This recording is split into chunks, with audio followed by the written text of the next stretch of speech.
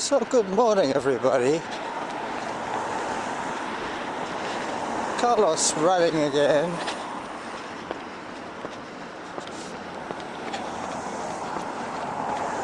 It's before dawn at the moment. It's probably around 7 o'clock.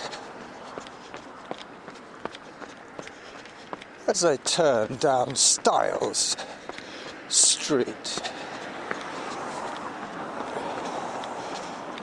I'll be getting away from the noise right away.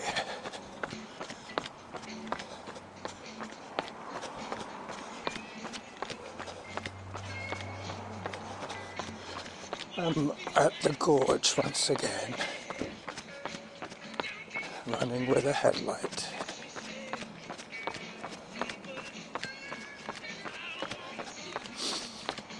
I'm on asphalt at the moment.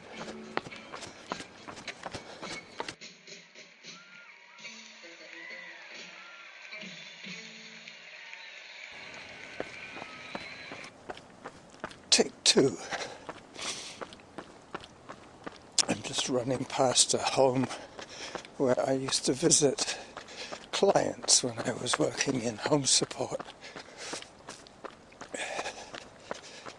What brought my attention to the place was a really heavy smoker's cough. A lot of these street people who get rehoused by the health authority end up in these halfway houses.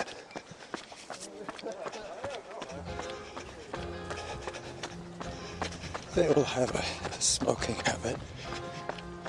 Well, they tend to. This is 7 o'clock in the morning.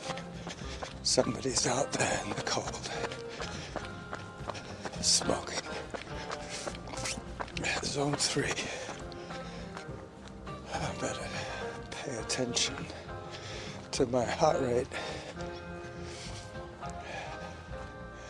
So the gorge, this is Selkirk Road, I believe it's called.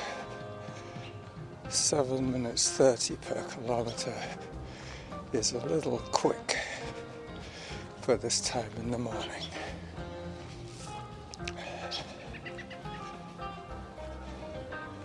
There's a robin.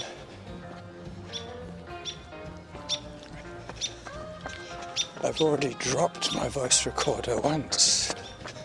I thought it was safe, secure in its little elastic banded situation mid-chest.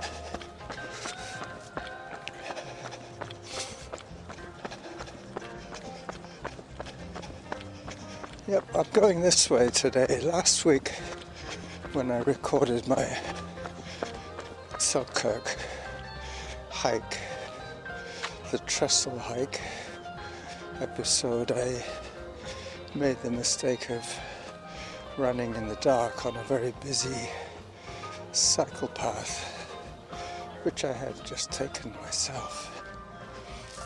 But bikes coming up from behind can be quite distracting, especially when you're trying to record a podcast and trying to stay safe because you're planning, or it is being planned that you're working this morning.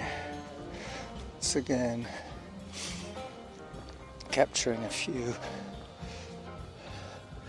images from my run today.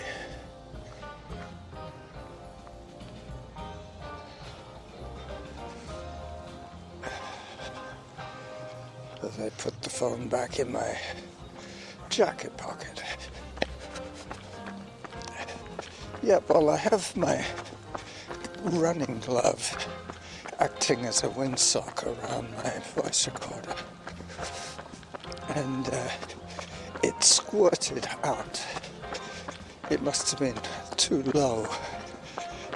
It just unbanded itself from the chest mount. I should get a tighter band, maybe. Zone 2.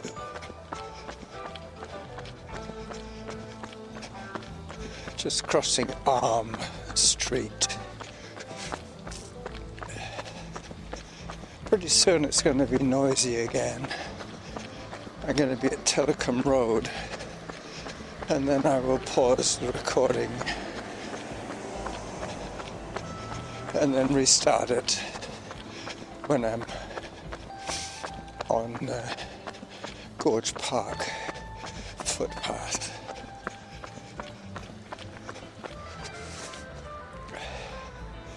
700 meters into this run, Zone 3.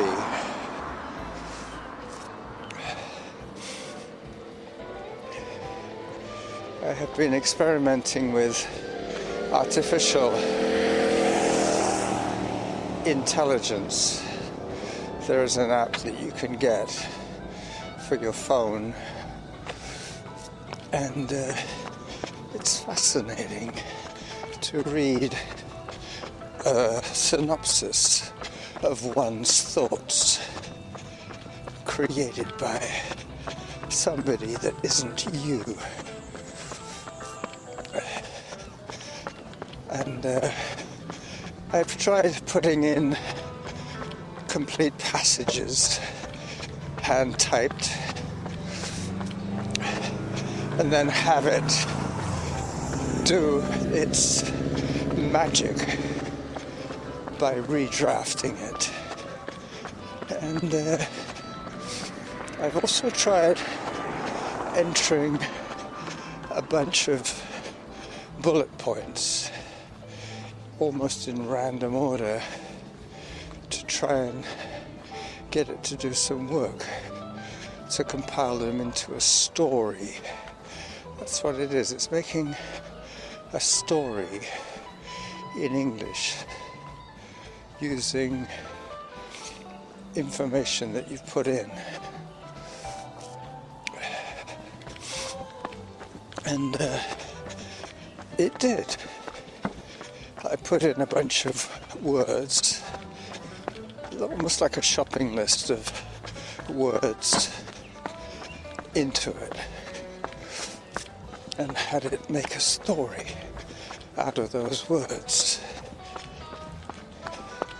You give it a bit of guidance by saying things like running and before work and gorge, that kind of thing, and waterway and canal and lake or whatever, and have it make a little introductory story out of those keywords, which it did. I thought, this is fascinating. I can use this to generate that little box. Whenever you send in a submission, it always asks you to put a descriptor of what you're about to be putting out there. Now, it's always such a bind because I've just spent time editing and mixing and matching stuff.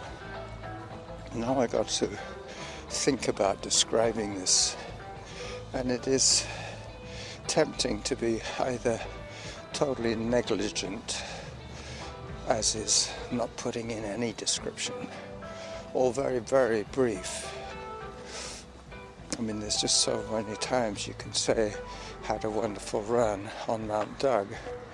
So I'm going to try that system, see how it goes.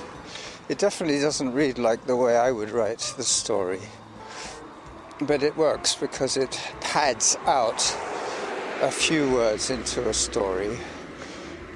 The other thing I did, which was even more fascinating, was I transcribed one of my podcasts, the The transcript of that is available through the auto-generated caption aspect of YouTube videos. You can copy and paste a transcript of your entire show, coughs, splutters, time entries, Samantha butting in, everything else that happens. You can transcribe that, cut and paste. Oh, what else do you have to do? Take a screenshot of that image, enter it into ChatGPT, and have it make a story out of that. That really generated a lot of artificial intelligence. It had to work very hard to do that one, but it came up trumps. Once again, I was very impressed. I will do the same with the transcript from this episode and see what it has to say about itself. Anyway, luckily the traffic is very backed up here on Tillicum Road as I approach the Gorge Bridge. I now know I've burnt 100 calories. I believe that's what it is. Let me just check.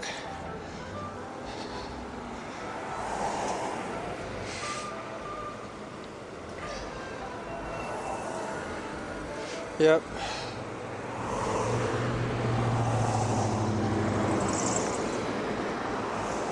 So I'm on Gorge Road,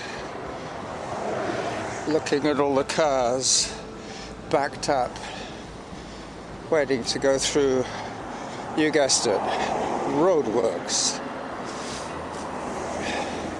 I'm about to cross the Gorge Waterway over the Gorge Road Bridge.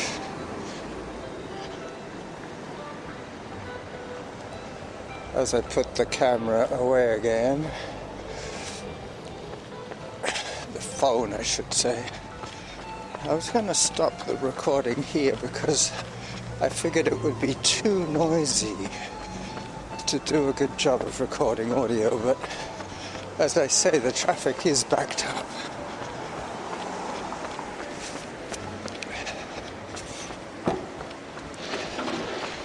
As I go past an early morning building site, this used to be where the Gorge Road pub was. They used to have a very good French fryer, made very good poutine. As I approach the bridge,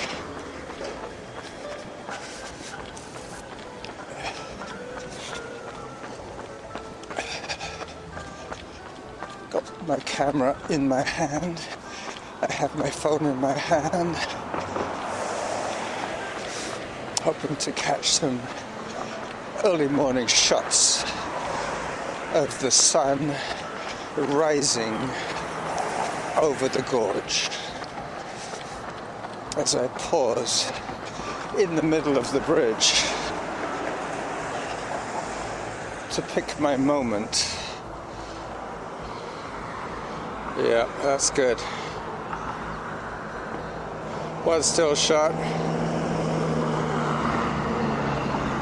Video from the gorge at dawn from the bridge over the gorge. Looking both ways.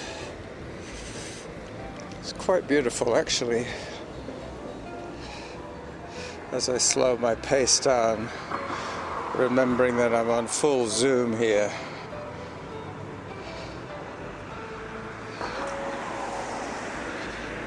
As I put the phone away again, trying not to touch the glove that is acting as the windsock. Oh, another photograph. This one is better than the last one. Or it should be. I won't have it on full zoom at this time.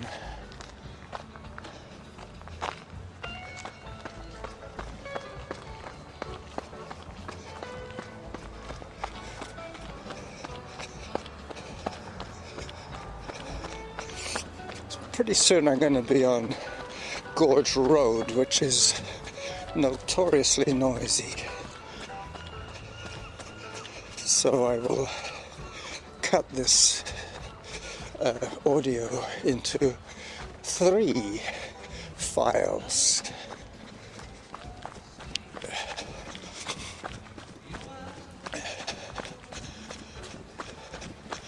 Zone 3.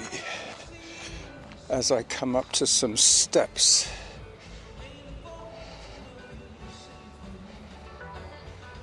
That's a good shot. Got it.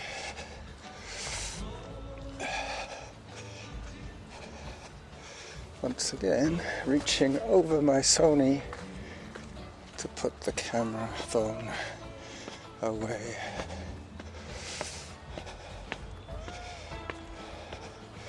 Can you imagine trying to do all of this and listen to a podcast at the same time? I had to stop what I was listening to, which was quite interesting. It was about the post office and the importance of the post office in politics. Lots of things to take pictures of. There's a German insignia and a German text on a memorial bench. Für immer in unseren Herzen Martin Talmon de l'Armée und Michael de l'Armée. Okay, so that's history in itself. A German name and anglicized German name. Man, this is pretty. I have to keep stopping to take photographs. The Gorge Waterway at sunrise is quite spectacular. I'm on the Saanich side of the gorge and I work on the opposite side about 2 miles away as the crow flies.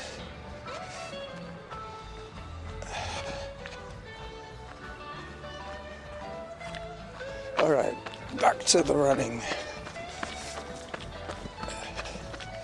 Zone 1. Morning. Good morning. Some black dude with a high-vis vest, dressed as if he's either slept outside all night or he's going to be working outside all morning.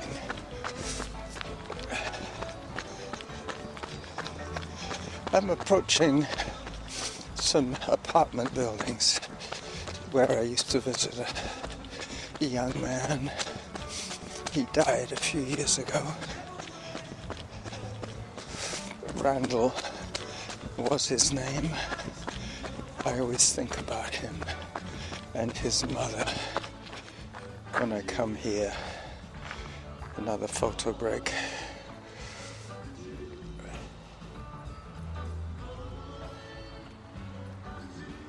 Got it.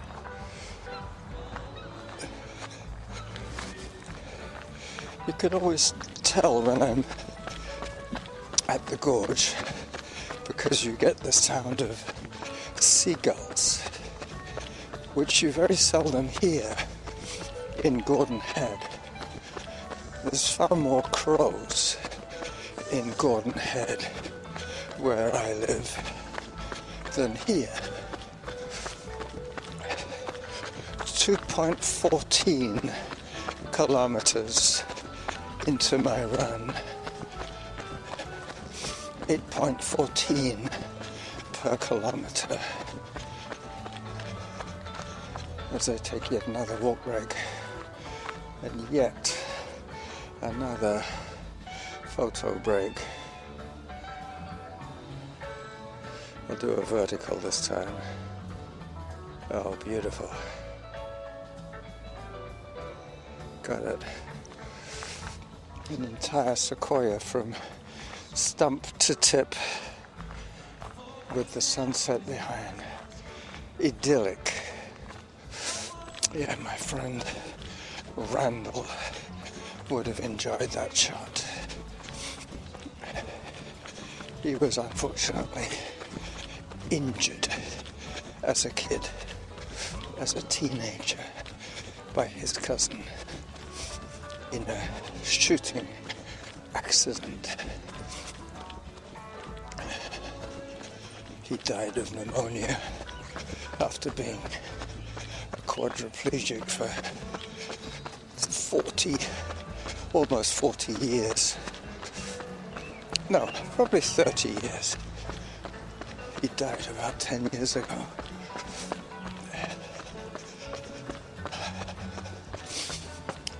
Very nice man.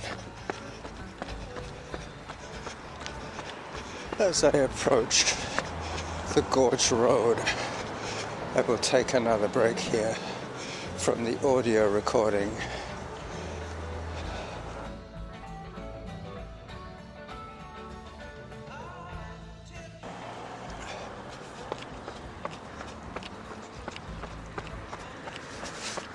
Okay, so I just dropped the voice recorder. Once again, it slid out from the glove. This time I have it mounted with the open side of the glove uppermost, so it cannot slide out through the bottom. As I turn left onto Washington Avenue,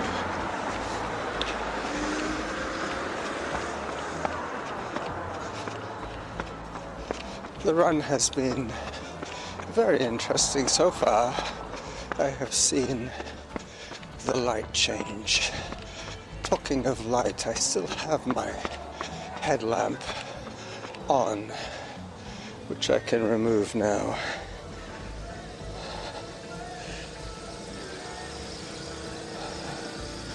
Because now I'm going to be running back to work, to my bike first and then to work. So I will be more visible in this light.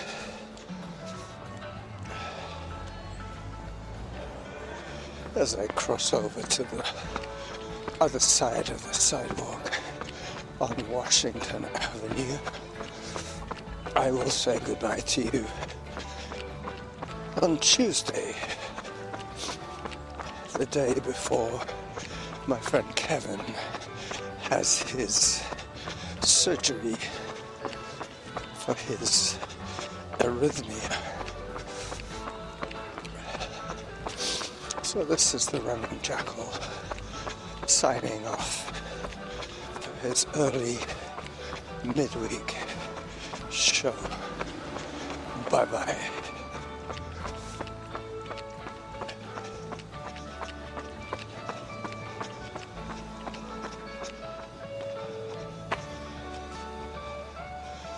As I stop to take yet another photograph.